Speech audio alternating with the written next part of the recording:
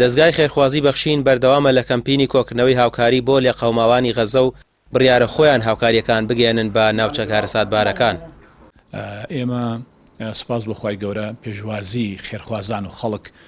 زۆر باشە الحەمدولله گەرم و گوڕن لێی بە ئەندازەیە کە یعنی ئێمە سپاسی خواکەین کە زۆر دڵخۆشین پێی و بە دڵنیاییەوە ئێمە ئەم کەمپینە لەبەر ئەوەی میحنەتەکەی ئەوان بەردەوامە ناڕەحەتیەکانی ئەوان ئاوارەبوون و برینداربوون و زەحمەت و ژیانی سەختی ئەوان بەردەوامە لە سەریان خۆی گەورە دەری خێریان لێ بکاتەوە و دامەزراویان بکە. ئێمەش کەمپینەکەش تا فترەیەکی تری زەمەنی بەردەوامە بێ بۆی بتوانین باشترین هاوکاریەکیان بۆ کۆبکەین و بیگەینێن دەستیان پشت بەخوای پەروەردگار. بە دڵنیاییەوە ئێمە ئەو هاوکاریانەی کە لەلایەن خێرخوازان و بەدەستمان گەشتووە ئینشاڵڵا ئەگەینن دەستی خەڵکی سڤیلی بەژمێنێتی غەزە بەڕاستی. ئەوە تەوەرەیەکەوە تەوەرێکی کەش ئەو حەسارە جارجار مەجالیتیا هەیە لە میسرەوە جارجار شاحینات خواردن و پێداویستی ئەڕوا بۆ کەرتی غەزە و بۆ خەڵکی ئەوێ بۆیە ئێمە فرسەت لەوە وەرەگرین بە ئیزنی خوای پەروەردگار و لە ئایندێکی نزیکیشە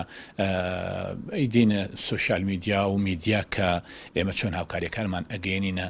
دەستی خەڵکی و جۆرێک دڵنیاییە دێن پشت بەخوای پەروەردگار. مامۆستانی ئاینی دەڵێن پێویستە لەسەر خێرخوازان هاوکاری لێ قەوماوانی غەزە بن بە مادی و بە دوعا، چونکە پاڵپشتی لە غەزە بە هەر ڕێگایەک کە بتواندرێت ئەرکی سەرشانی هەر مسلمانێکە لەم کاتەدا. مسلمانان لە کوردستان و لە هەموو شوێنەکانی جیهانی ئیسلامی چۆن ئەتوانێت هاوکاریان بکە و یارمەتیان بدا واجبێکی شەرعی گەورەی خۆی ئەنجامەدا، نەک بڵێ یانێمە خەیرەوانە، بەڵکو واجبە فەرضە ئەبێ بیکات، چونکە ئەوانە بەڕاستی دیفاع لە ئیسلامەکەن، دیفاع لە ئاینەکەن، دیفاع لە پیرۆزیەکانی ئیسلامەکەن، دیفاع لە بەیت المەقدیسەکەن، دیفاع لە بوون و وجودی مسلمانانەکەن لە ئەو خاکە پیرۆزە کە خاکی ئەنبیا و مرسەلینە و دوژمنەکەشیان بەڕاستی 70-80 ساڵە زوڵمیان لێکا، ئەیان کوژێ، ئاوارەیانەکە، دەربەدەریانەکە، پیلانیان لێگەڕێ، چەکی